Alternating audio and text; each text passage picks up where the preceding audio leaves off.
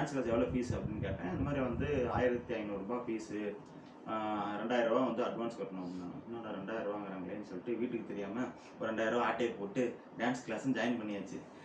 Dance class join பண்ணி ஒரு 3 மாதம் போகுது. ஈவினிங் கிளாஸ் போகுது. அங்கே என் ஃப்ரெண்டு ஒருத்தன் சிவான்னு சொல்லிட்டு அந்த எம்ஜிஆர் மாதிரி சிவாஜி மாதிரிலாம் வந்து டான்ஸ் ஆடினான். என்ன பயங்கரமாக இருக்குது, நல்லா இருக்குது, இந்த டான்ஸ்லாம் வேறு மாதிரி இருக்குது அப்படின்னே. ஆமாடா இது வந்து ஒரு மிமிக்ரி மாதிரி, விஜய் டிவிலாம் பாரு கலக்க போகுது எல்லாம் வரும் அப்படின்னோடனே, என்னடா சொல்கிறா அப்படி ஷோ இருக்கா அப்படின்னு சொல்லிட்டு அப்போ தான் நான் வந்து கலக்க போகுதுன்னு ஒரு ஷோ ஒன்று பார்க்க ஆரம்பித்தேன்.